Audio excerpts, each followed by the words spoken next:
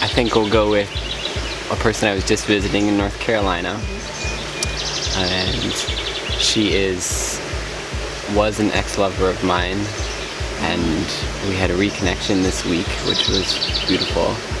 And we've always stayed close. One of the most impactful things that she's ever done for me is the first relationship where I ever really felt like extremely loved, and I've been trying to spread that, and it's not always accepted or like acknowledged, but it seems really amazing, like, to just like pass that feeling on. Even if I think a lot of people really love people, but they don't show it that much, and she's really good at that. When you're hanging out with her, you really feel like that's what you're doing, is hanging out with her, and she's not distracted doing other things. Oh gosh, I have a lot. One thing I would really love to plant is just like the motivation to follow your dreams. Like, instead of just waiting, you just do it. You want to do something and you just do it. You just get excited, feel supported, and do it. Or feel totally overwhelmed and alone and just plow into it anyways. So you just communicate that to people, or do you just lead by example? Try to lead by example, and I try to say it too. I do a lot of teaching in my life, so I am constantly having different classes, and now and again I get return students and they come to me and they tell me how much a class impacted them. So that's really rewarding. What do you teach? I teach basketry, I teach how to make leather, I teach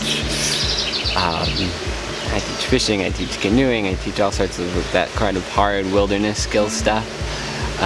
Last week I had a class on felling a tree with axes and saws, and had a mom and her 5-year-old come, and he got a little tiny hatchet and he was chopping at this tree as hard as he could, and it barely dented the bark, but it was so fun. And it was her and her son, and then another guy and his like 10-year-old, and then a lady our age-ish, and that was a class, and I was really grateful for that crew.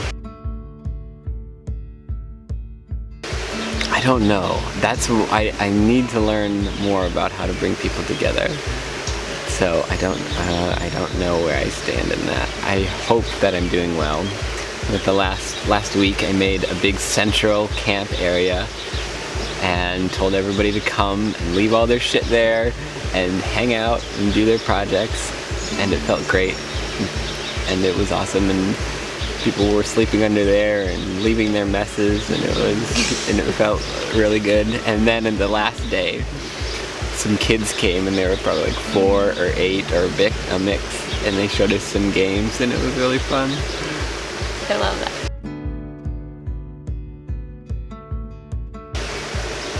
Oh, I don't have a life motto, but somebody asked me what my life philosophy the other day was, and they're like, I want to follow you around, you're doing such cool things, I want to like follow you for a year, and you should take these mushrooms, and they really were freaking me out.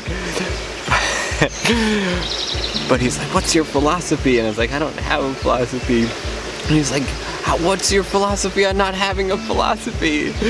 And I just see the world where people are yearning for this connection, and part of the problem with me is I don't supply that to people. I feel like just doing the things that you want to do is my connection, instead of a lot of these programs that are like sort of guru based. So if I was a guru, I would be more successful, I'm sure. Oh, connection, that's what I've been thinking about a lot, and I don't have a great definition. It's, what is it, agreeing with someone? Looking at something the same way as a group of other people? Wanting to be in the same place? Or enjoying the same delicious beverages? I don't know.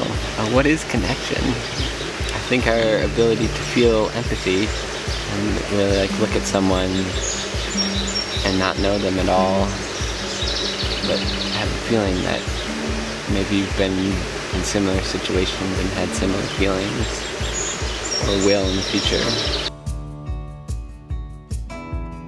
What else is there to share? Everything. That's my greatest hope, is that to like,